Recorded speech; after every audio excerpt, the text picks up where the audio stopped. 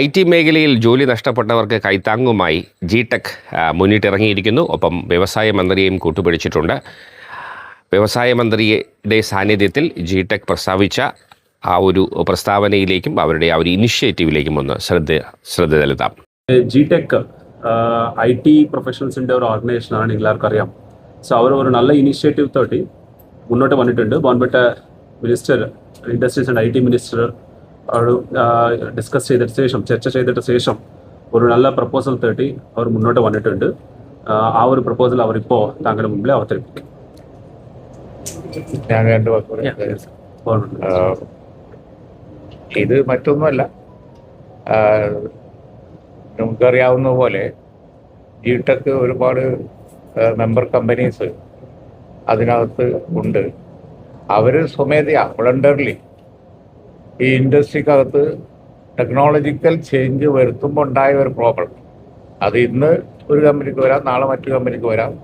അതുകൊണ്ട് ആവുന്നത്ര ഈ കാര്യത്തിൽ ഈ ചേഞ്ച് കൊണ്ടുവരുന്ന ബുദ്ധിമുട്ട് ഷെയർ ചെയ്യുക എന്നൊരു പ്രിൻസിപ്പിൾ വെച്ചിട്ട് ആണ് ജി-ടെക് ഇതിന് വളണ്ടർലി തയ്യാറായിരിക്കുന്നത്.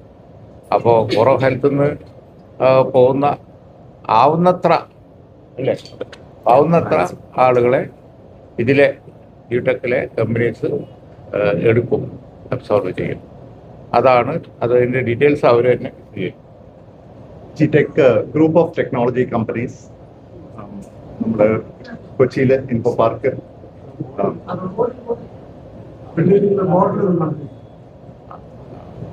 കൊച്ചിയിലെ ഇൻഫോ പാർക്ക്, തിരുവനന്തപുരത്തെ ടെക്നോ പാർക്ക്, കോഴിക്കോട്ടെ സൈബർ പാർക്ക്, അല്ലെങ്കിൽ പുറത്തുനിന്നുള്ള കമ്പനീസും ഉണ്ട്. കേരളത്തിലെ IT എക്കോസിസ്റ്റം എല്ലാ കമ്പനീസിനെയും കവർ ചെയ്തുള്ള ഒരു ഓർഗനൈസേഷനാണ്. 25 വർഷമായി. ആദ്യം മുതലേ ഗവൺമെന്റിന്റെ കൂടെ നമ്മൾ ഭയങ്കര ക്ലോസ് ആയിട്ട് വർക്ക് ചെയ്യുന്ന ഒരു ഓർഗനൈസേഷനാണ്. ഇതുപോലെ ഇപ്പം ഒരു ചേഞ്ച് നടക്കുന്ന സംഭവമാണ്. എല്ലാവരും AI ചേഞ്ചസ് കാണുന്നുണ്ട്.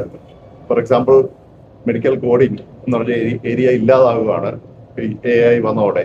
അപ്പൊ ഇങ്ങനെയുള്ള ഇതുപോലെ തന്നെ ചേഞ്ചുകൾ പല കമ്പനീസിനും ഫേസ് ചെയ്യേണ്ടതാണ്. ഇങ്ങനെയുള്ള സമയത്താണ് ജി-ടെക് ഞങ്ങൾ ഇന്റേണലി ഞങ്ങൾക്കൊരു പ്ലാറ്റ്ഫോം ഉണ്ട്. അതുവഴിക്ക് അങ്ങോട്ടും ഇങ്ങോട്ടും പ്രൊഫൈൽസ് ഷെയർ ചെയ്യാം. ഇപ്പം എവിടെയെങ്കിലും ലേ ഓഫ് ആകുന്നവരുണ്ടെങ്കിൽ അകത്തോട്ട് ഷെയർ ചെയ്താൽ ജി-ടെക്കിലെ ഇന്റേണൽ കമ്പനീസ് എല്ലാവരും ഹയർ ചെയ്യുന്നവരുണ്ട്. AI ചലഞ്ചസ് കൊണ്ടുവന്നിട്ടുണ്ട്, പക്ഷേ അത്രയും തന്നെ ഓപ്പർച്യൂണിറ്റീസും കൊണ്ടുവരുന്നുണ്ട്. അല്ലാതെ എല്ലാം മോശമാണെന്ന് പറയരുത്. ഈ ഓപ്പർച്യൂണിറ്റീസ് ആണ് നമ്മളെല്ലാം ഉപയോഗിക്കാൻ നോക്കുന്നത്. ആ സമയത്ത് we would need lot of people. അപ്പോൾ ഇങ്ങനെ പുതിയതായിട്ട് ഹയർ ചെയ്യുന്ന എല്ലാവരെയും ഇതിൻ്റെ അകത്ത് നിന്ന് തന്നെ എടുക്കാൻ നോക്കും. അപ്പം അങ്ങോട്ടും ഇങ്ങോട്ടും പ്രൊഫൈൽസ് ഷെയർ ചെയ്ത് നമ്മൾ അങ്ങോട്ടും ഇങ്ങോട്ടും ഉപയോഗിക്കാനുള്ള ഒരു ശ്രമമാണ് നമ്മൾ നടത്തുന്നത്. ജി-ടെക്കിന്റെ ഇതൊരു ഗ്യാരണ്ടി അല്ല, but will try our best to make sure എത്രയും ആൾക്കാർക്ക് ഇതിൻ്റെ അകത്ത് പ്ലേസ്മെന്റ് വെക്കാൻ അത്രയും നമ്മൾ കൊടുക്കാം എന്നുള്ളതാണ് നമ്മൾ. അപ്പം ഈ ഡിസ്ട്രപ്ഷൻ വരുമ്പോൾ ഏറ്റവും സ്മൂത്തായിട്ട് കേരളത്തിന്റെ പേര് പുറത്ത് എങ്ങനെ പോർട്രേ ചെയ്യുന്നത് ഇറ്റ്സ് വെരി ഇമ്പോർട്ടൻറ്റ്. അതായത് പുറത്തുനിന്നുള്ള കമ്പനീസ് ഇപ്പം ഒത്തിരി പേര് GCC ആയിട്ട് വരുന്നുണ്ട്. ഇവരൊക്കെ സെർച്ച് ചെയ്യുമ്പോൾ കേരളത്തിന്റെ IT ഇൻഡസ്ട്രിയിൽ സെർച്ച് ചെയ്യുമ്പോൾ നല്ല ന്യൂസുകൾ വരണം. അപ്പം അതിനുവേണ്ടി ജി-ടെക് ഏറ്റവും നല്ല ഇനിഷ്യേറ്റീവ് എപ്പോഴും എടുക്കാൻ നോക്കുന്നുണ്ട്. Will continue to do that. പിന്നെ ഒരു മെസ്സേജ്, ഒരു കമ്പനിയിൽ പ്രോബ്ലം വന്നു, പക്ഷേ കേരളത്തിലെ മറ്റു കമ്പനീസ് സഹകരിച്ച് ആ പ്രോബ്ലം സോൾവ് ചെയ്യുന്ന കാര്യത്തിൽ കോപ്പറേറ്റ് ചെയ്യുന്നു എന്നുള്ളത് അത് വളരെ ഇമ്പോർട്ടൻ്റ് ആയിട്ടുള്ള ഒരു മെസ്സേജാണ്. കാരണം ഒരു ടെക്നോളജിക്കൽ ചേഞ്ച് അല്ലെങ്കിൽ മാറ്റങ്ങൾ വരുമ്പോൾ പ്രോബ്ലംസ് വരും കമ്പനികൾക്ക്. പക്ഷേ അതൊരു സ്ട്രെങ്തായി എടുത്ത് അങ്ങോട്ടും ഇങ്ങോട്ടും ഷെയർ ചെയ്ത് നാളെ പിന്നെ കൂടുതൽ ഓപ്പർച്യൂണിറ്റീസ് ഉണ്ടാക്കാൻ വേണ്ടി ശ്രമിക്കുന്ന ഒരു കൾച്ചർ കേരളത്തിലുണ്ട് എന്ന ഒരു മെസ്സേജ് പോകുന്നത് വളരെ ഇമ്പോർട്ടൻ്റ്. ഇതിനുവേണ്ടി പ്രത്യേക ഡ്രൈവ് വെക്കുകയോ ജീവനക്കാരെ ഉൾപ്പെടുത്തി അവർക്ക് അക്കോമഡേറ്റ് ചെയ്യാനായിട്ട് എങ്ങനെ അതിന്റെ രീതി നമ്മൾ ഇന്റേണലി നമുക്കൊരു പ്ലാറ്റ്ഫോം ഉണ്ട് ഷെയർ ചെയ്യാനുള്ളത്.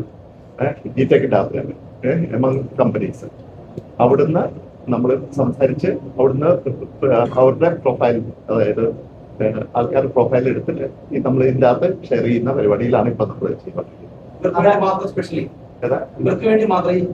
ഇത് നമുക്ക് അല്ലെങ്കിലും അങ്ങോട്ടും ഇങ്ങോട്ടും ഞങ്ങൾ ഷെയർ ചെയ്യുന്നുണ്ട്.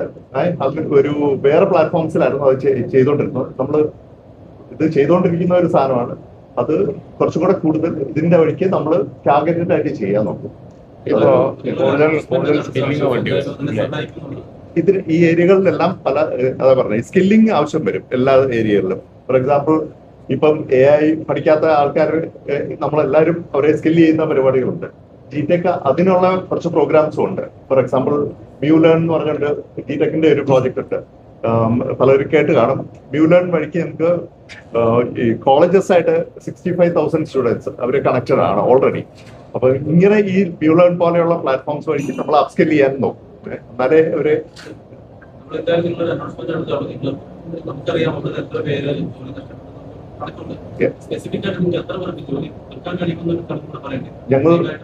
ഞങ്ങൾ ഇപ്പം ഇത് ഈ പ്രോസസ് സ്റ്റാർട്ട് ചെയ്തിട്ടേ ഉള്ളൂ. അപ്പൊ നമ്മുടെ ഇനിഷ്യലി ഇത് തന്നെ നമ്മൾ ഓൾറെഡി ഇത് സെയിം ഏരിയയിൽ വർക്ക് ചെയ്യുന്നവരുമായിട്ട് നമ്മൾ സംസാരിച്ചു. അപ്പം അതുവഴിക്ക് നമ്മൾ അത് കുറച്ചും കൂടെ ഇത് വർക്ക് ചെയ്തിട്ട് നമ്മൾ പറയാം.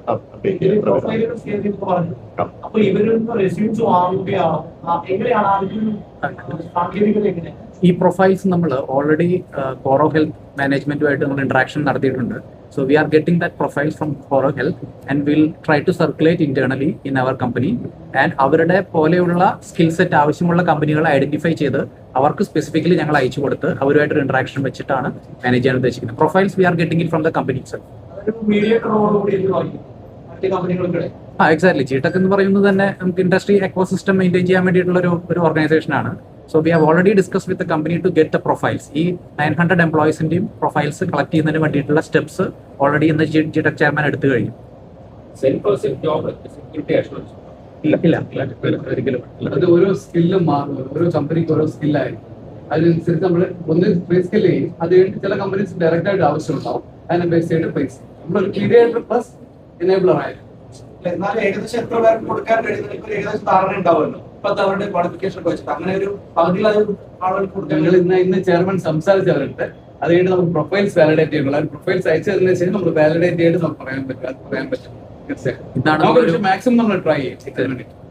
ഇന്നാണ് മിനിസ്റ്ററുമായിട്ട് ഒരു ഡിസ്കഷൻ നടത്തി നമ്മൾ അതിന്റെ ഒരു കോൺക്രീറ്റ് സ്റ്റെപ്സിൽ എത്തിയത് എന്നാണ്. So today onwards we are taking steps for that. നല്ല സാധ്യത ഉണ്ട് കൂടുതൽ പേരെ. അല്ലെങ്കിൽ തന്നെ ഇവർക്ക് സ്കിൽ അപ്ഗ്രേഡേഷൻ ഇവരുടെ ഇന്നത്തെ ഒരാവശ്യമാണല്ലോ. അപ്പോൾ കൂടുതൽ ആളുകളെ എടുക്കാൻ കഴിയും എന്ന് തന്നെയാണ് അവർ കരുതുന്നത്. അതുകൊണ്ട് മോശമില്ലാത്ത നമ്പർ പറ്റും. എല്ലാവരും ഇതിന് വന്നോളണമെന്നില്ലല്ലോ. ഓപ്പർച്യൂണിറ്റി വേറെ കാണുമല്ലോ. ക്വാളിഫിക്കേഷൻ നല്ല ഇനീഷ്യേറ്റീവാണ്. പക്ഷേ ഇപ്പൊ കോറോ ഹെൽത്തിൽ നിന്ന് ഒഴിയാണ് ഇതുപോലെയുള്ള ട്രെൻഡ്സ് വരെയാണ് നമ്മുടെ മേഖലയിൽ. അപ്പൊ അതിന് എങ്ങനെയാണ് സ്ഥിരമായി നമ്മൾ ഫേസ് ചെയ്യാൻ പോകുന്നത്? ഇതിൽ വന്നുകൊണ്ടിരിക്കും മാത്രം കൊടുക്കാൻ പറ്റും ജോലി കൊടുക്കാൻ. ഈ ഒരു ട്രെൻഡ് ഒരു അപകടകരമായ അല്ല, ഇത് ട്രെൻഡ് അല്ലല്ലോ. ഇത് ഒരു റിയാലിറ്റിയാണ്. റിയാലിറ്റി എന്ന് പറയുമ്പോൾ ഈ കോറോ ഹെൽത്തിൽ വന്നതിനെ പറ്റി അല്ല ഞാൻ പറയും. കോറോ ഹെൽത്തിൽ വന്നത് സ്പെസിഫിക്കായിട്ട് എന്താണ് എന്നുള്ളത് വിശദമായിട്ട് പരിശോധിച്ചിട്ട് അവരുടെ ഈ ഒരു കൂട്ട പിരിച്ചുവിടലിന് എന്താ കാരണം എന്ന് പറയാൻ പറ്റുള്ളൂ. പക്ഷേ എല്ലാ കമ്പനികൾക്കും ചെറിയ പ്രശ്നങ്ങൾ വരാം. കാരണം ടെക്നോളജി ചേഞ്ച് ചെയ്യുമ്പോൾ AI വരുമ്പോൾ പ്രശ്നങ്ങൾ വരാം. അപ്പോൾ പക്ഷേ ഒരു ഭാഗത്ത് പ്രശ്നങ്ങൾ വരുമ്പോൾ മറുഭാഗത്ത് ഓപ്പർച്യൂണിറ്റി ഓപ്പൺ ചെയ്ത് വരുന്നതാണ് ടെക്നോളജിയുടെ പൊതു സ്വഭാവം. സമയമെടുക്കും. പക്ഷെ ആ ഒരു പ്രോസസ്സിൽ ചെറിയ പ്രയാസങ്ങൾ വരും. ആ പ്രയാസം ചുരുക്കാൻ വേണ്ടിയാണ് ജിടെക് പോലുള്ള ഒരു സംഘടന ഇപ്പോൾ രംഗത്തുണ്ട്. ഡെഫിനറ്റ് ആയിട്ട് ഫോളോ ചെയ്യും. മാത്രമല്ല ഇപ്പോൾ പിന്നെ ഈ കമ്പനികളൊക്കെ അവരുടെ സ്കിൽ അപ്ഗ്രേഡ് ചെയ്യാനും അതുപോലെ തന്നെ അവരുടെ കാപ്പബിലിറ്റി കൂട്ടാനുമായിട്ടുള്ള ശ്രമങ്ങൾ നടത്തുകയാണ്. നോക്കിയിരുന്നിട്ട് കാര്യമില്ല. ടെക്നോളജി ചേഞ്ച് ചെയ്യുമ്പോൾ തീർച്ചയായിട്ടും അതിനനുസരിച്ച് പിന്നെ അഡാപ്റ്റ് ചെയ്യണം. അതിനുള്ള ശ്രമങ്ങൾ അവരൊക്കെ നടത്തുകയാണ് ഇല്ലേ? അത് അദ്ദേഹം പറഞ്ഞ പോയിന്റ്ക്ക് ഗവൺമെന്റ് എന്താണ് ചെയ്യുന്നതെന്ന്. സോ ഡെഫിനറ്റ്ലി ഇപ്പോൾ സാർ പറഞ്ഞ പോലെ ടെക്നോളജി ചേഞ്ച് വരുമ്പോൾ സ്വാഭാവികമായിട്ട് അതിൻ്റെതായ ഒരു ഇഷ്യൂസ് വന്നേക്കാം. പക്ഷെ പുതിയ ഓപ്പർച്യൂണിറ്റീസ് വരും ഉറപ്പായിട്ടും. സോ ഇപ്പോൾ തന്നെ നമ്മൾ നോക്കുമ്പോൾ ഒരുപാട് കമ്പനീസ് ഇപ്പോൾ AI അഡോപ്റ്റ് ചെയ്യുകയാണ്. ഇന്ന് തന്നെ നമ്മൾ പ്രധാനപ്പെട്ട കമ്പനീസോട് സംസാരിക്കുമ്പോൾ TCS, ഇൻഫോസിസ് പോലെ കമ്പനീസ്, പ്രധാനപ്പെട്ട എംപ്ലോയേഴ്സ് അവരെല്ലാവരും നന്നായിട്ട് AI അഡോപ്റ്റ് ചെയ്യുന്നുണ്ട്. ഒരുപാട് ഇനീഷ്യേറ്റീവ്സ് മുന്നോട്ട് പോകുന്നുണ്ട്. നമ്മൾ ഗവൺമെന്റിലെ ഭാഗമായിട്ട് നമ്മൾ നോക്കുന്നത് എന്താണെന്ന് പറഞ്ഞാൽ നമ്മൾ കൂടുതൽ സെക്ടർസിലേക്ക് നമുക്ക് ഫോക്കസ് ചെയ്യേണ്ടതുണ്ട്, ടെക് റിലേറ്റഡ് സെക്ടർസ്. താങ്കൾക്ക് അറിയാമോ, ഇപ്പോൾ കേരള ഗവൺമെൻറ് കൂടുതൽ ഫോക്കസ് ചെയ്യുന്നത് ഗ്ലോബൽ ക്യാപ്പബിലിറ്റി സെൻറ്റേഴ്സ് അട്രാക്ട് ചെയ്യാൻ വേണ്ടിയാണ്. ഒരു പുതിയ പോളിസി GCC പോളിസി തോട്ടി നമുക്ക് വരുന്നുണ്ട്. ഈ ഗ്ലോബൽ ക്യാപ്പബിലിറ്റി സെൻറ്റേഴ്സ് ഒരുപാട് ഓപ്പർച്യൂണിറ്റീസ് തരാൻ സാധ്യതയുണ്ട്. സോ ആ ഗ്ലോബൽ ക്യാപിറ്റൽ സെൻറ്റേഴ്സിലെ പോളിസിയോടൊപ്പം നമ്മൾ മുന്നോട്ട് പോവുകയാണ്, നല്ല രീതിയിൽ ഫെസിലിറ്റേറ്റ് ചെയ്യാൻ മുന്നോട്ട് പോവുകയാണ്. പിന്നെ ടെക് സെക്ടറിലെ ഇൻവെസ്റ്റ്മെൻറ്റ് പ്രൊമോട്ട് ചെയ്യാൻ വേണ്ടിയിട്ട് നമുക്ക് ഒരുപാട് പുതിയ പാർക്സ്, പുതിയ ബിൽഡിങ്സ് വരുന്നുണ്ട്. പിന്നെ ബോൺബെട്ട മിനിസ്റ്റർ തന്നെ നമുക്ക് ഇനി കൂടുതൽ പ്രൈവറ്റ് ഇൻവെസ്റ്റ്മെൻറ്റ് നമുക്ക് ഇൻഫ്രാസ്ട്രക്ചറിലേക്ക് കൊണ്ടുവരാൻ നമ്മുടെ ഒരു പ്ലാൻ തുടർന്ന് മുന്നോട്ട് പോയി. അങ്ങനെ പോകുമ്പോൾ ഈ ടെക് സെക്ടറിലെ ഇൻവെസ്റ്റ്മെൻറ്റ് പ്രൊമോഷന് വളരെ പ്രധാനമാണ് എന്ന് നമ്മൾ മനസ്സിലാക്കുകയും ഒരു ഡെഡിക്കേറ്റഡ് ഓർഗനൈസേഷൻ കൂടുതൽ കമ്പനീസ് കേരളത്തിലേക്ക് കൊണ്ടുവരാൻ വേണ്ടിയിട്ട് ഒരു ഡെഡിക്കേറ്റഡ് ഓർഗനൈസേഷൻ നമ്മൾ തുടങ്ങുകയാണ് ടെക് സെക്ടറിൽ ഇൻവെസ്റ്റ്മെന്റ് പ്രൊമോഷൻ വേണ്ടിയിട്ട്. സോ ഉറപ്പായിട്ട് ഫ്യൂച്ചർ ഈസ് ക്വൈറ്റ് പോസിറ്റീവ്. അതോടൊപ്പം തന്നെ നമ്മൾ സ്റ്റുഡൻസിനും യൂത്തിന് സ്കില്ലിംഗ് ചെയ്യേണ്ടതുണ്ട്. സോ ഈ പുതിയ ഓപ്പർച്യൂണിറ്റീസിൽ അതുകൊണ്ട് തന്നെ ഇപ്പോൾ ഒരു നല്ല ഒരു ചേഞ്ചാണ് നമ്മൾ കൊണ്ടുവരാൻ പോകുന്നതും. സ്കില്ലിംഗിൽ നമുക്ക് ഗവൺമെന്റിന്റെ ഫണ്ടിങ് ചെയ്യാൻ നമുക്ക് പോകുന്നു. ഈ ഫസ്റ്റ് 100 days പ്രോഗ്രാമിലെ അതും ഒരു ഇനീഷ്യേറ്റീവായിട്ട് നമുക്ക് മുന്നോട്ട് കൊണ്ടുപോവുകയാണ്. നമ്മുടെ ICT അക്കാഡമി, ഡിജിറ്റൽ യൂണിവേഴ്സിറ്റി സഹായത്തോടെ കുട്ടികൾക്ക് ഒരു സ്കില്ലിംഗ് പ്രോഗ്രാംസ് നമുക്ക് AI റിലേറ്റഡ് ഡിജിറ്റൽ ടെക്നോളജീസ് എല്ലാത്തിനും നമുക്ക് സ്കില്ലിംഗ് ചെയ്യാൻ പോകുന്നു. സോ ഹോപ്പ്ഫുള്ളി ജോബാണ് നോക്കുന്നത് എങ്കിൽ സ്കിൽഡ് ആയി കഴിഞ്ഞാൽ തീർച്ചയായിട്ടും ഓപ്പർച്യൂണിറ്റീസ് ഓപ്പൺ ചെയ്ത് വരുന്നുണ്ട്. അത് പിന്നെ ജോബൊക്കെ പോവാണ് എല്ലാം AI തന്നെ നിർവഹിക്കും എന്നൊക്കെ കരുതുന്നത് വെറുതെയാണ്. ഒരുപാട് ഓപ്പർച്യൂണിറ്റീസ് ഓപ്പൺ ചെയ്ത് വരുന്നുണ്ട്. ഉറപ്പായിട്ട് ഒരു കോംപ്രഹെൻസീവ് പ്ലാൻ ഉണ്ട് നമുക്ക്, അതിനായിട്ട് മുന്നോട്ട് പോവുകയാണ്. ഇൻഫാക്ട് ടെക് സെക്ടർ നമുക്ക് ഒരു നല്ല ഒരു ഹോപ്പാണ്. അത് നമുക്ക് ഇഷ്യൂ ആയിട്ട് നമുക്ക് ഒരിക്കലും ഇത് കാണുന്നില്ല. ഇൻഫാക്ട് എംപ്ലോയ്മെന്റ് കൂടുതൽ തരുന്ന ഒരു സെക്ടറായിട്ടാണ് നമുക്ക് കാണുന്നത്. അതിനുവേണ്ടി ആവശ്യമുള്ള എല്ലാ ഇനിഷ്യേറ്റീവ്സ് നടക്കുകയാണ്. ഏത് ഓട്ടോമേഷൻ വരുമ്പോഴും ഒരു പേടിയാണ്. അതെ, കൊച്ചി സ്മാർട്ട് സിറ്റി ഏറ്റെടുക്കുന്നതിനകത്ത് എന്തെങ്കിലും പ്രോഗ്രസ് ഉണ്ടോ? അല്ല, ഞങ്ങൾ ഡിസ്കസ് ചെയ്യുന്നുണ്ട്. ഗവൺമെന്റ് സ്മാർട്ട് സിറ്റിയെ സംബന്ധിച്ച് മുഖ്യമന്ത്രിയുടെ ലെവലിൽ ഞങ്ങൾ റിവ്യൂ ചെയ്യുന്നുണ്ട്, എങ്ങനെയാണ് മുന്നോട്ട് പോകേണ്ടത് എന്നുള്ളത്. ഒരുപാട് സമയം കഴിഞ്ഞില്ല, അതുകൊണ്ട് എന്തൊക്കെ സാധ്യമാണ് എന്നുള്ളത് നോക്കുന്നുണ്ട്. ഒരു പോസിറ്റീവ് പെർസ്പെക്റ്റീവ് പറയണമെങ്കിൽ സ്മാർട്ട് സിറ്റി പ്രോജക്റ്റിലെ ഇപ്പോൾ ആൾമോസ്റ്റ് എല്ലാ ലാൻഡ് ലീസ്ഡ് ഔട്ട് ആണ് പുതിയ കമ്പനീസ്.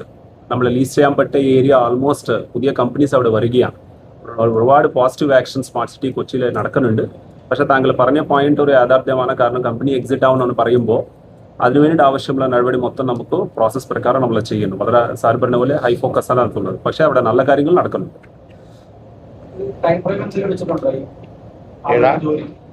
സമയപരിധി എന്തെങ്കിലും വെച്ചിട്ടുണ്ടോ? ഈ ആളുകൾക്ക് ജോലി അത് ആയിട്ടില്ല. ഇപ്പൊ ഡിസ്കഷൻ തുടങ്ങിയിട്ടേ ഉള്ളൂ. അത് കഴിഞ്ഞിട്ട് പ്രൊഫൈൽസ് എടുത്തിട്ട് പല കമ്പനീസ് നമ്മൾ ഷെയർ ചെയ്ത് അതിനെ വാല്യുവേറ്റ് ചെയ്തിട്ട് ഡിസിഷൻ എടുക്കും. സമയം ഇല്ല ഇപ്പോഴത്തേക്ക്. ഇന്നാണ് ആ പ്രോസസ് സ്റ്റാർട്ട് ചെയ്തത്. ഇൻഫാക്ട് ഇവർ പ്രൊയാക്റ്റീവ് ആയിട്ട് മുന്നോട്ട് വന്നിട്ടുണ്ട് GTech. ഇൻഫാക്ട് അത് വളരെ വെൽക്കമിങ് മൂവ് ആണ്. ഇൻഫാക്ട് അത് കേരളത്തിന്റെ ഒരു പൊതു കൾച്ചറായിട്ട് ഒരു നല്ല കൾച്ചറായിട്ടാണ് നമ്മളെല്ലാവരും കാണുന്നത്. ഒരു കണ്ടിന്യൂസ് ഇനിഷ്യേറ്റീവ് ആയിട്ട് മുന്നോട്ട് കൊണ്ടുവരികയാണ്. They will put their maximum efforts for this. പറഞ്ഞിട്ടുണ്ട്. ശരി, വേറെ ഒന്ന് ഏതാ? You give it better. You give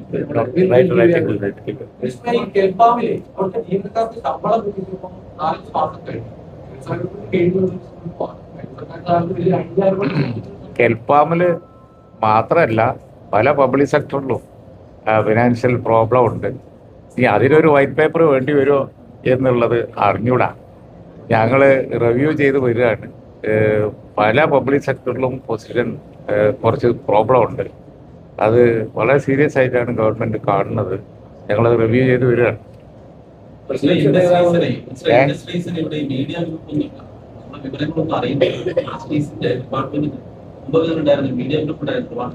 media ബ്രീഫിംഗോ?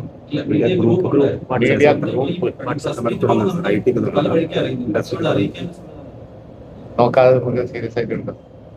Regular communication പറയാൻ പറ്റില്ല. താങ്കളുടെ നമ്പർ മൊത്തം ഷെയർ ചെയ്താൽ ഇമ്മീഡിയറ്റ് തുടങ്ങാം. IT തുടങ്ങാം. ഇൻഡസ്ട്രി സാർ മീഡിയ ഗ്രൂപ്പ് ഉണ്ടാക്കാം. നിങ്ങളായിട്ടുള്ള ബന്ധപ്പെടാൻ പറ്റുമല്ലോ. പ്രതിപക്ഷ നേതാവ് വസ്തുതകളുടെ ധവളപത്രം റിലീസ് ചെയ്തു.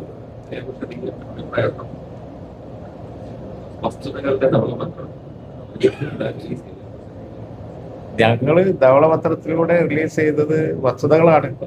ഇനി അതിന്റെ അപ്പുറത്തൊരു വസ്തുത എന്താന്ന് അറിഞ്ഞൂടാ. വസ്തുതകളുടെ വസ്തുത എന്താന്ന് അറിഞ്ഞൂടാ. ഇല്ല, ഞങ്ങൾ ധവളപത്രത്തിലൂടെ അവതരിപ്പിച്ചത് സത്യത്തില് ഉള്ള കണക്കാണ്. ഞാൻ അതാണ് ഇപ്പൊ പബ്ലിക് സെക്ടറിൽ ഇപ്പൊ പറഞ്ഞല്ലോ, നിങ്ങൾ തന്നെ ഇങ്ങോട്ട് പറഞ്ഞല്ലോ, ശമ്പളം കിട്ടാത്ത ഒരുപാട് സ്ഥലങ്ങളുണ്ട് കുറെ കാലമായിട്ട് എന്നുള്ളത്. അപ്പോ അത് വസ്തുതയല്ലേ? 1 ലക്ഷം കോടിയുടെ അവതരപ്പെടുന്നതാണ് ഒരിക്കലും സാധ്യതയില്ല. കാരണം ഞങ്ങള് നല്ലോണം നോക്കി തന്നെയാണ് ഗവൺമെന്റ് ധവളപത്രം അവതരിപ്പിച്ചത്. പകരം ഒരു ധവളപത്രം അതൊരു ആർഗ്യുമെന്റ് ആവാനേ വഴിയുള്ളൂ, അല്ലാതെ വസ്തുതാവാൻ വഴിയില്ല. ഓക്കെ. ജി ടെക്കിൻ്റെ ഈ ഒരു ഇനിഷ്യേറ്റീവിനെ നമുക്ക് പ്രശംസിക്കേണ്ടതുണ്ട്. ഒപ്പം വ്യവസായ മന്ത്രിയും മറ്റൊരു വാർത്തയുമായി നമുക്ക് വേഗം കണ്ടുമുട്ടാം.